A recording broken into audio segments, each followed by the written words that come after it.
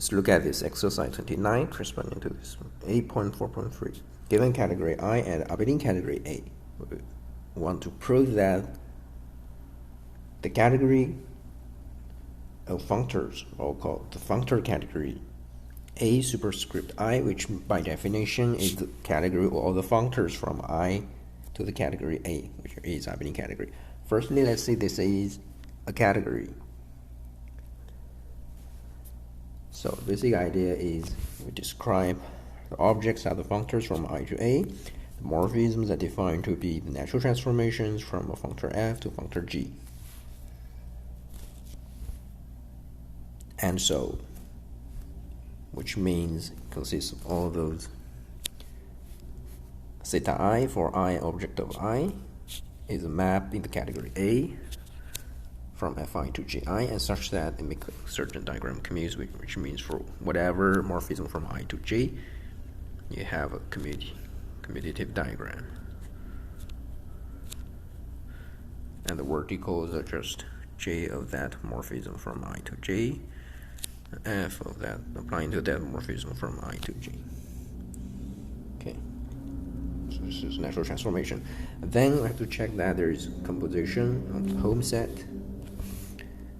Take natural transformation theta from f to g, a natural transformation alpha from j to h, and you define a composition which is denoted by alpha compose theta, and it has to be a natural transformation from f to h. And the definition we give is we define alpha compose theta I to be alpha I composed with theta I, and so obviously it makes corresponding diagram commutes as two squares commutes at this level. If you imagine vertically this map to fi fg and jj hj make the diagram commutes, and so this vertically maps to fj hj make diagram commutes. Okay, and for any object which is a functor from I to A, f, the home set from itself, it contains identity. By definition, this is just evaluate at any I. This is the identity map on fi.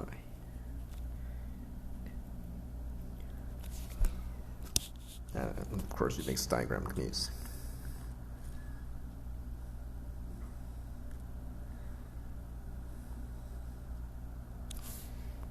So vertically, this is again identity.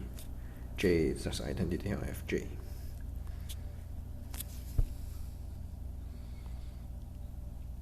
So both composition gives you just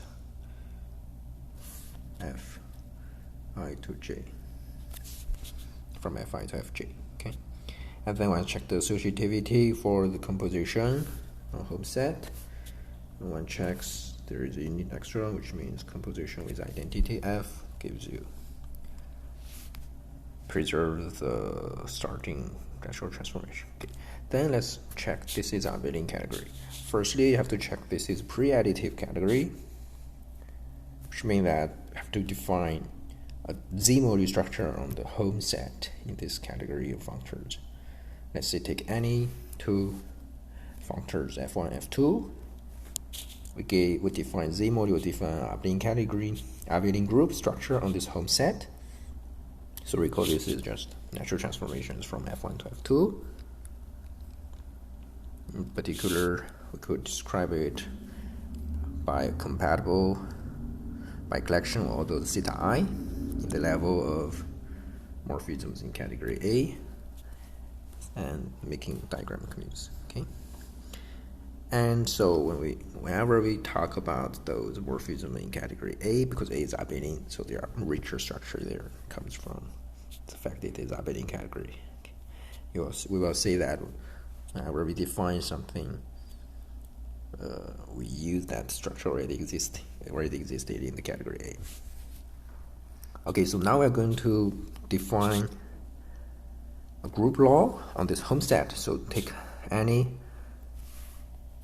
two natural transformation theta and gamma, by definition, is equivalent to just give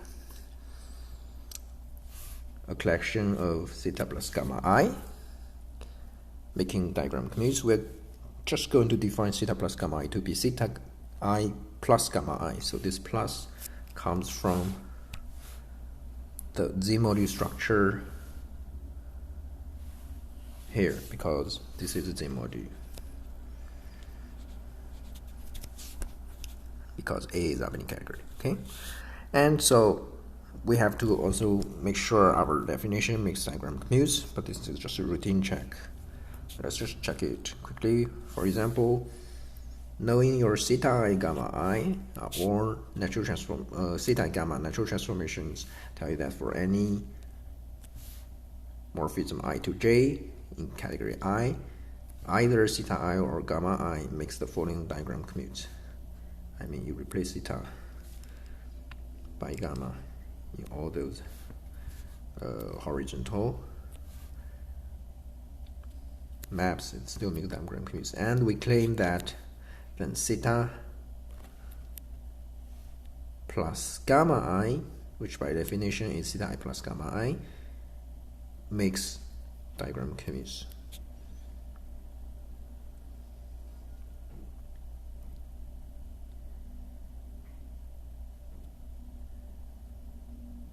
This just comes from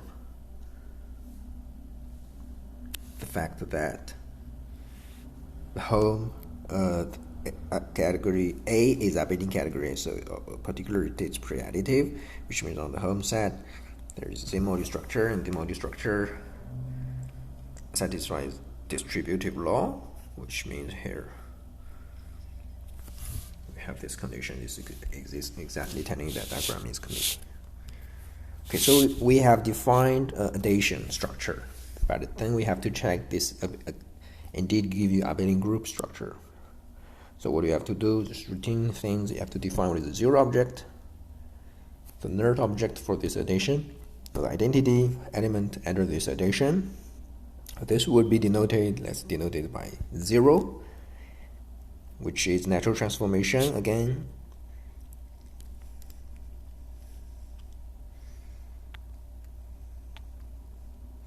And we have to describe it as a collection of 0i.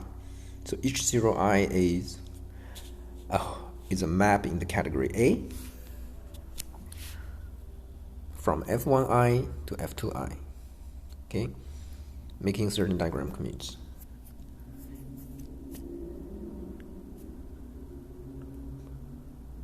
And we have to, so this firstly, this defines natural transformation. Just verify, okay.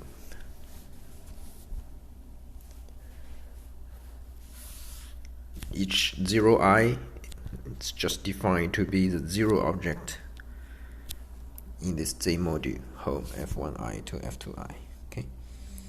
And then when check the diagram commutes, this is trivially true because this is just, so for any F1 I, this is zero map, F2i, and this is a zero map for J, F2J, and diagram commutes because the composition is both corresponds to the zero object in the home set from F1i to F2J. There is a unique zero element because this again comes from the distributive law, because if 0 composes with F, this must be the 0 because 0 equals whatever J minus J, and so 0 compose F is J minus J compose F, and so by the distributive law it's J compose F minus J compose F to become the zero element on the corresponding category. I'm putting it very quickly, and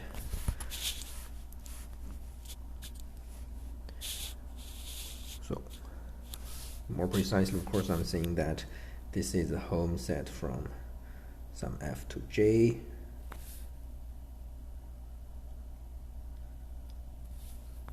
this is home set from some J to H, and the composition law gives you a map to home from F to H, for example.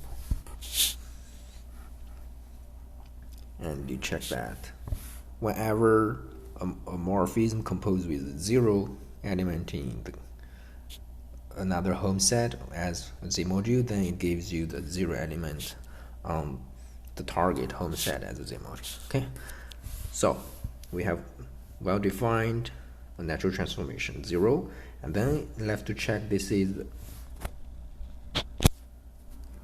nerd element on the home set under this defined addition structure.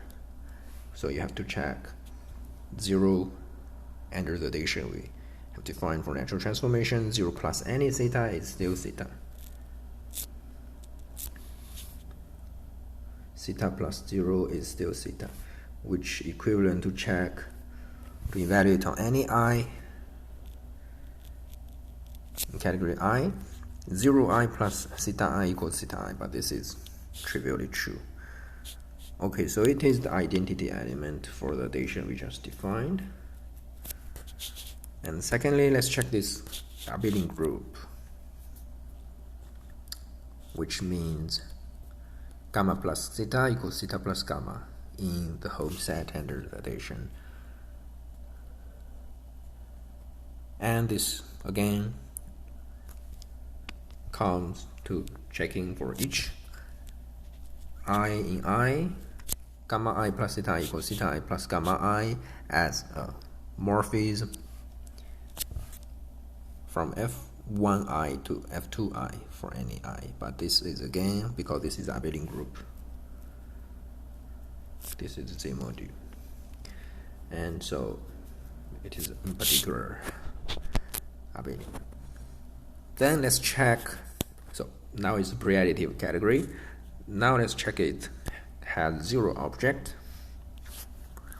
But to do this, we have to first define what is our 0 object. Let's denote it by F0. By definition, this would be a natural transformation from F1 to F2, such that any morphism, any natural transformation F,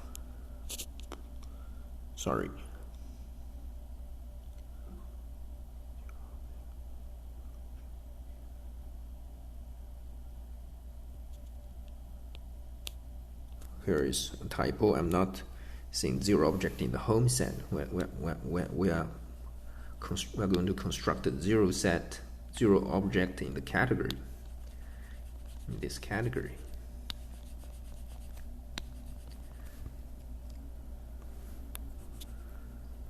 Okay, we denote this object by F0, and by definition this is a functor from I to A, such that for any functor F, there is a unique natural transformation from F to F0, and conversely for any functor F, there is a unique morphism from F0 to F. So F is both the initial and terminal object in this category AI. And we're going to define this F0 as functor by defining it on any element I of category big I to be the 0 object of the abelian category A. Let's denote this object by 0A. And so it's mapping every object to this 0 object.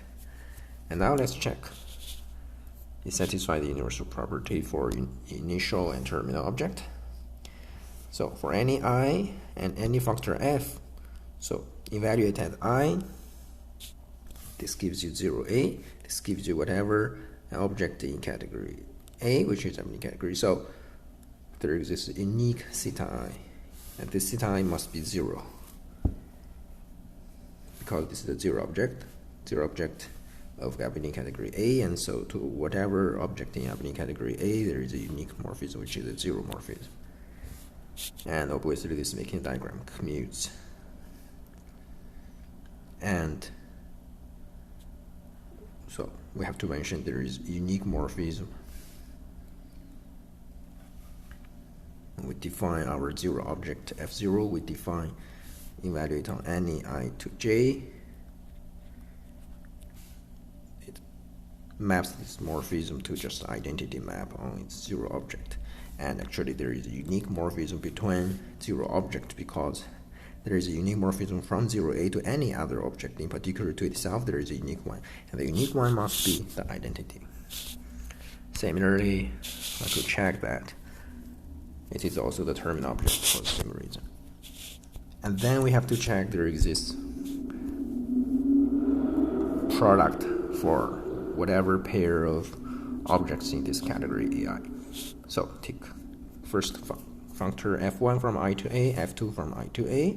We're going to define what is this functor f1 product f2. And we're going to define firstly on the level of object. For whatever element I, we define image under this functor to be f1 of I as element of A, and then product with f2 of I as element of abelian category. So there exists this product in abelian category A. And then we check the level of morphism. We have to define what it is. Okay, so in the level of morphism, let's define if you have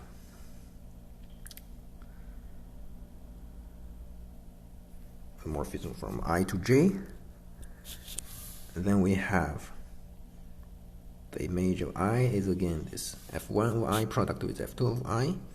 We have the image of j to be fi of j product with f2 of j. We define this unique morphism between these two comes from universal property, this abelian category A of product. Define this to be the morphism. So in the level of morphism, we maps f to this f1 product with f2 f, whose definition is given by this universal property. And then we have to check this functor is the product of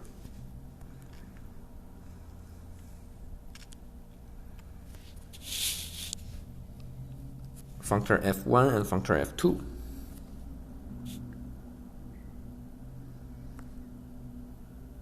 Which means that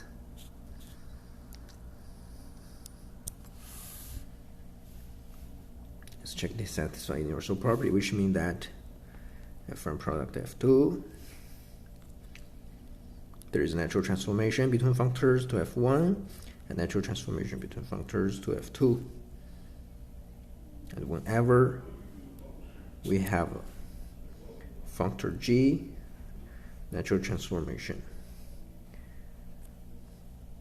to f1 and f2, there is a unique morphism from j to f1 product f2. But all those natural transformations, let's call this p1, pi1, pi2. Don't give it one, yeah, pi1, pi2. All those natural transformation come down to check evaluate on any I.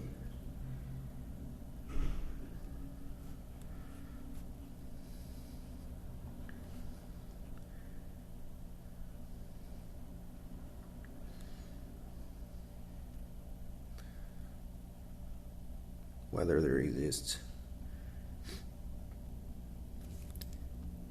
a morphism in the level of abelian category A. So this is pi1i and pi2i. Okay, this is by the universal property of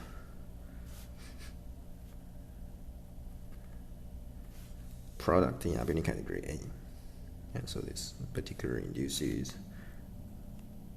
a natural transformation. Let's call this alpha beta, let's call this gamma I, and the collection of gamma I give you a natural transformation gamma.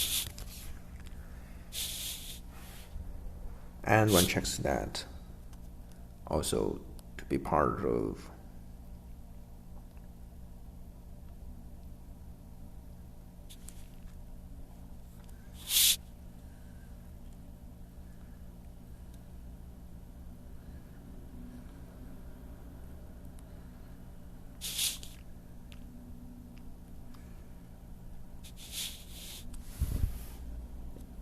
So F1 product with F2 is a functor. We have defined the level of objects in the level of morphism. We also have to check it satisfies certain conditions, right? It preserves composition and preserves identity.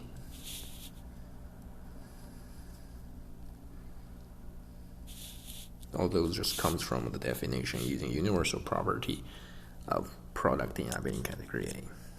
And you will see that it preserves composition and preserves identity. Let's take one example. Suppose you have composition.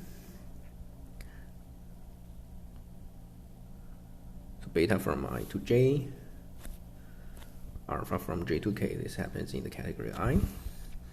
And so what you have to check is that we know what is that defined to be F1 product F2 of alpha. This is by definition. The morphism comes from the universal property of F1J product with F2J. Sorry, comes from the universal property of F1K product with F2K. So you have this arrow, and actually for whatever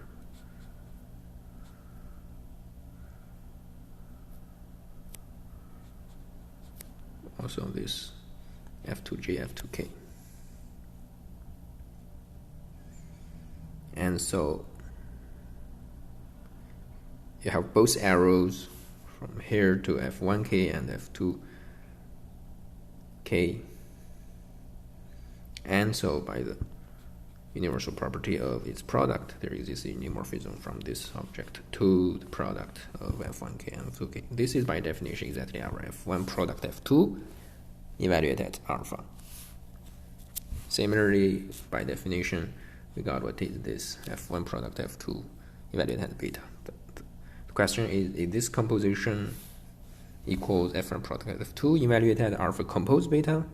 The answer is yes, because this is the unique morphism from F1 product, F1I product F2I to F1K product F2K, such that it actually comes from this universal property, because you have both arrows to F1K and F2K, so there is a unique morphism, and this must be the composition one. Similarly, for the checking of it preserves identity. Then what I left to do, now it's only checked. This is pre-additive and now additive, because it has finite product and zero object.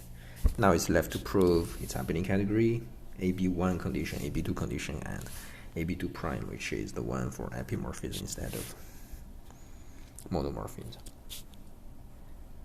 Okay, so let's check this. Firstly, ABI is saying that every mapping has kernel and co-kernel. This is to say, in the category of AI, there is a kernel and co-kernel.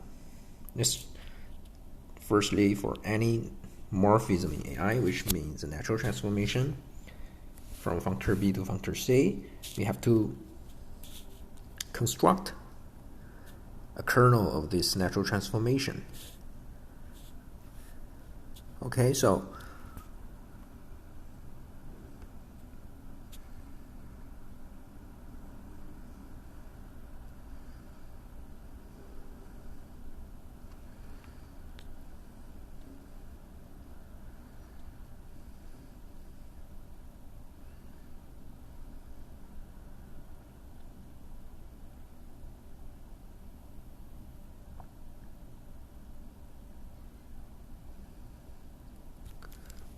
here is a typo.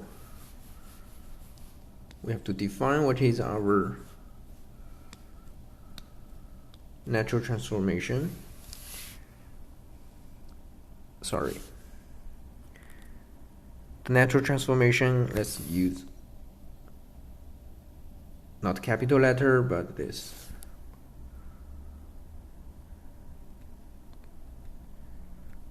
small letter.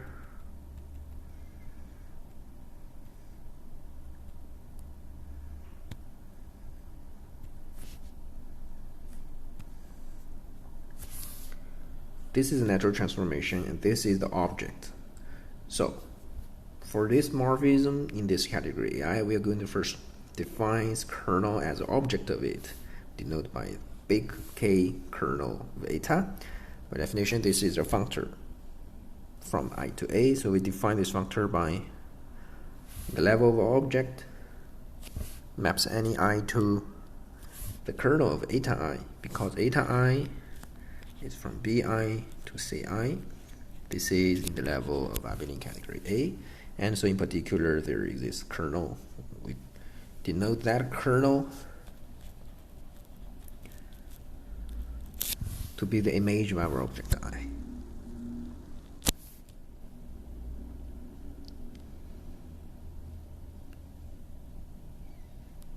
And one checks that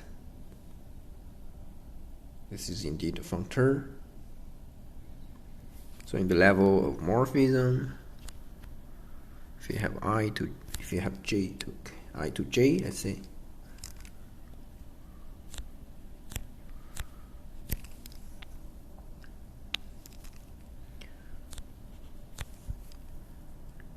then this is the map kernel of eta I to kernel of eta J.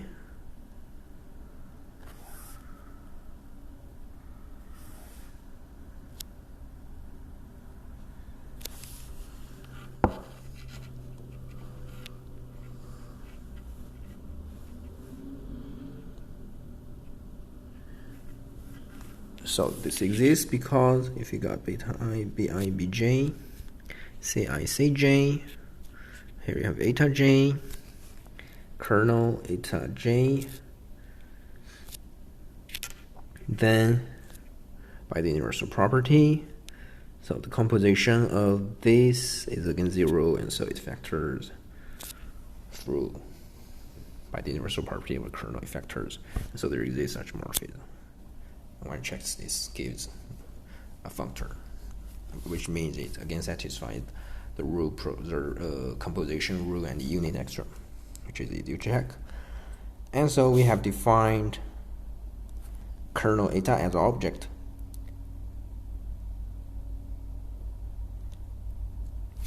And then we have to define what is this small k kernel eta as a natural transformation.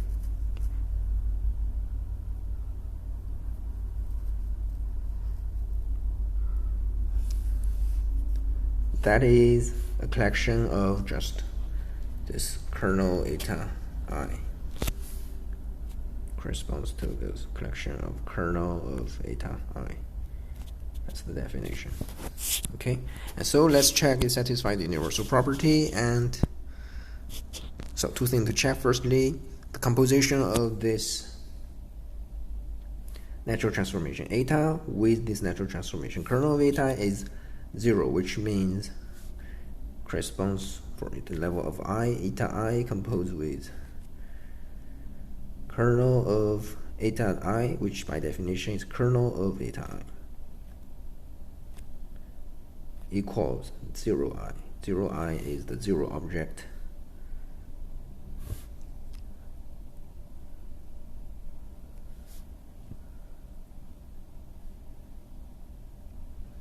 In each home set from kernel of eta I to Ci, this is the category, abelian category A. And secondly, we have to check the satisfying universal property, which means that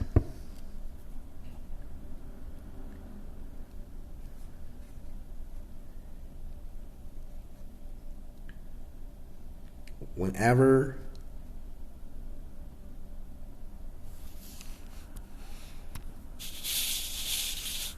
you have another functor, which is object in the category AI, let's call it F, and you have another natural transformation alpha from F to your functor B, such that the composition as a functor gives you the 0 functor, the 0 natural transformation. The composition as a natural transformation gives you the 0 natural transformation. Then there exists a unique natural transformation from F to kernel eta, such that diagram completes. Okay. So again, translate back in the level of, for any object small I of I.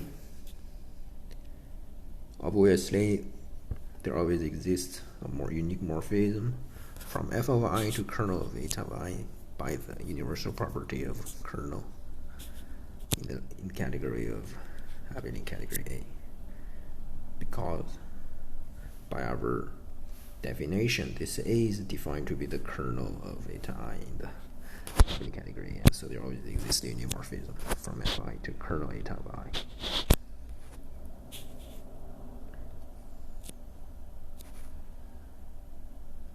And one checks this is compatible with commutative diagram, and then it leads to, or it fits into morphism natural transformation of Functor. Similarly, we can define for co-kernel. And now let's check that. So this took some time. So the last thing to check is that every monomorphism is a kernel of its co-kernel. So symmetrically, one could check every epimorphism is a co-kernel of its kernel. Let's just check this. Monomorphism is a kernel of co-kernel. So what do we have to do? You start with any monomorphism in this category of functors, functor category AI, which means for any natural transformation from functor F to functor J, say it's monomorphism. So the monomorphism here means that in this category it is monomorphism, which means that given any two order natural transformation, alpha 1, alpha 2, such that its composition with theta is equal as natural transformation, then it implies that alpha 1 equals alpha 2 as natural transformation. This is the definition of monomorphism. I do want to show that then theta is actually the kernel of its co-kernel. Okay, we know how to define co-kernel, which is here. You could just define it. And so finally it's just reduce to just check, is this the kernel of its co-kernel? But when you check it, you will see that actually we need the fact that each theta I is monomorphism.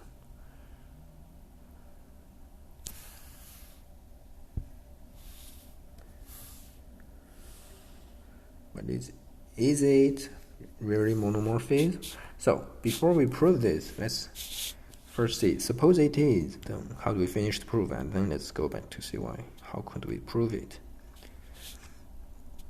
So let's check. If theta is known to be monomorphism, can we show it is the kernel of its co-kernel?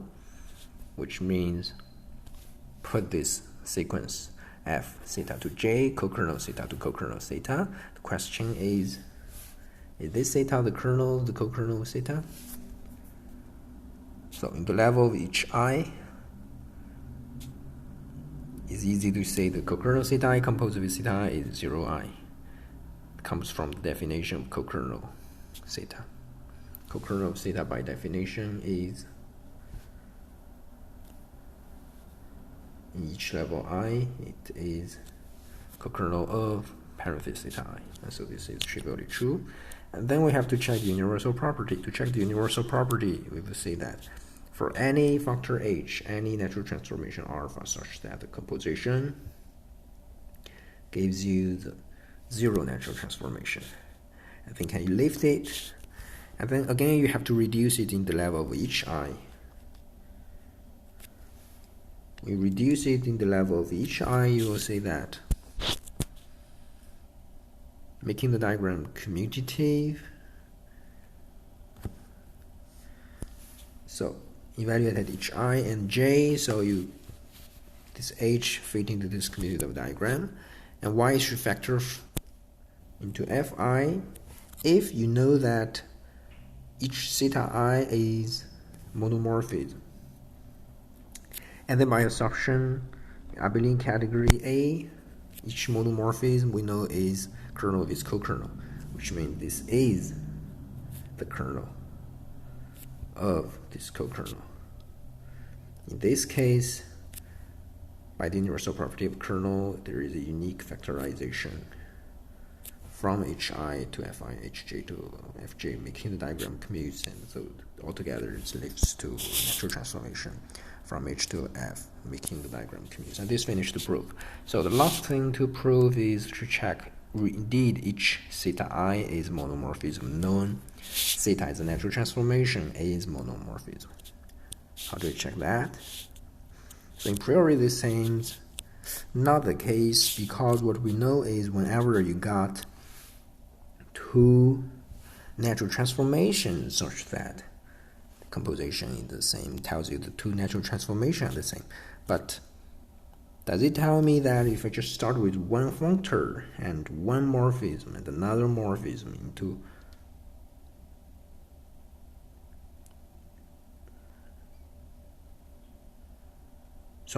it's not one functor. So H is the object of A. We want to check whether theta is monomorphism, which means, notice these are just objects in A. To check if this theta I is monomorphism, you have to check for any object in category AH and any morphism in the category A from H to Fi, G to HI, if the composition as morphism in category A is the same, does it imply F equals J?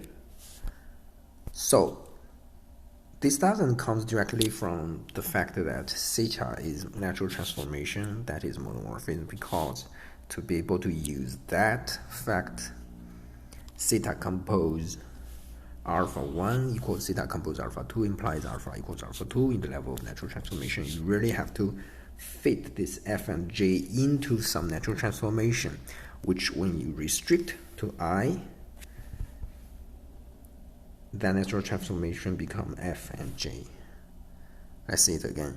If you want to use this, what you have to do is you have to construct some alpha 1 natural transformation, the alpha 2 natural transformation, such that when alpha 1, alpha 2 restrict in the level of I, which means you evaluate I, then alpha 1 I is exactly F and alpha 2 I is exactly J, and you have to construct what is this functor. Also this functor when you add I equals exactly H, then okay, you could say by this fact it factors by the fact that in the level of natural transformation you could cancel from left hand side. In particular, it implies for this alpha 1 alpha 2 you constructed, evaluate at level I, you could in particular cancel from left hand side. But actually we could indeed construct, although complicated, such a functor H whose evaluated at level I equals H, and functor a natural transformation alpha whose evaluated at I gives you morphism F. The way we construct it is, let's first construct this functor H. Let's call it HI. For any object of I just map it to this object H, and then for any morphism, map it to the identity morphism. So this trivially is a functor. And then let me construct a natural transformation from this HI to F.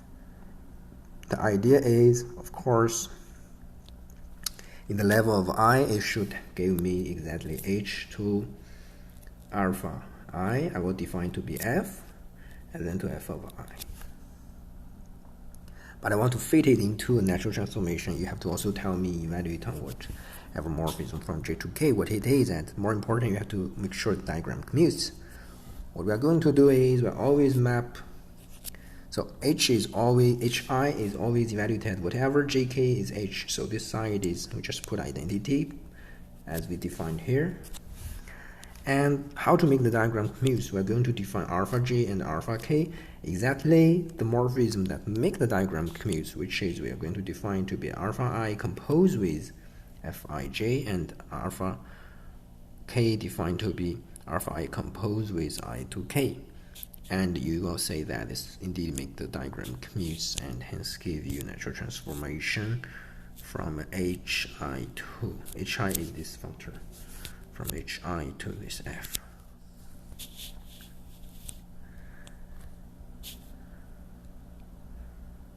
And hence you could construct similarly another natural transformation such that when evaluated at I gives you exactly J.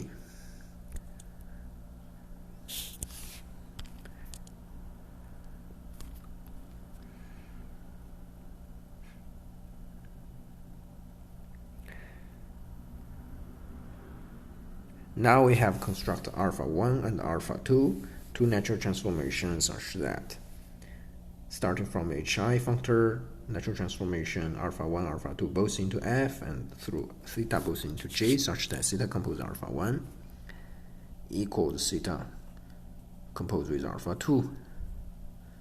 Is this the case? Is our constructed alpha 1 and alpha 2 satisfy this condition? Because we want to use the fact that theta as a natural transformation is monomorphism. So when you construct two natural transformations, alpha 1 and alpha 2, you could cancel theta from left hand side. We indeed constructed some alpha 1, alpha 2. In the level of I, it is what we want, recover this F and J. But does it satisfy that theta composed alpha 1 equals theta composed alpha 2? So let's look more precisely at each level I to J. So our morphism gives H is just identity, HI equals HIJ equals H identity, Fi Fj, this is Fi to J, similarly Ji Jj, this is Ji to J. So sometimes I write this horizontally, the arrow sometimes vertically, but I always mean the same thing. Okay, is it the same? Is this diagram commute?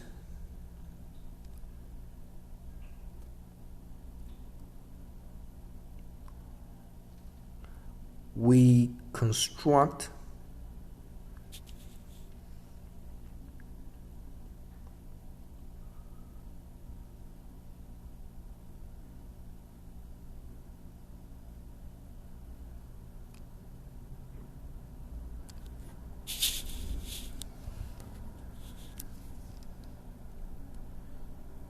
so let's do it slowly. What are we left to check is this constructed natural transformation alpha 1 and alpha 2 satisfies theta composed alpha 1 equals theta composed alpha 2. So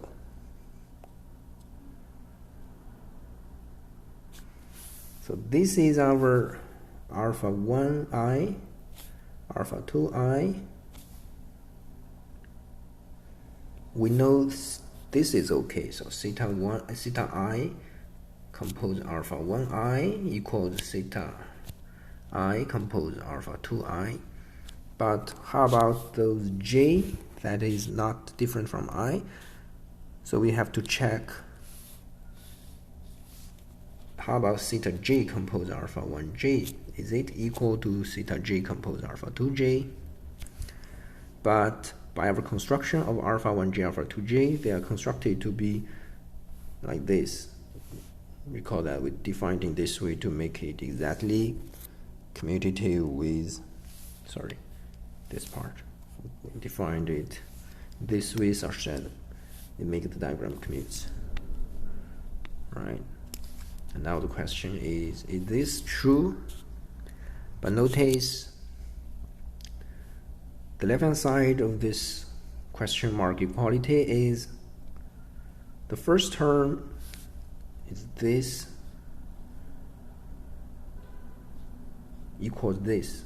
So theta j composed with Fi to j is the same as theta j composed with Fi to j. So by the commutative of diagram, this tells you that this is also the same as here, here, here, which means it's j composed I to j composed with this.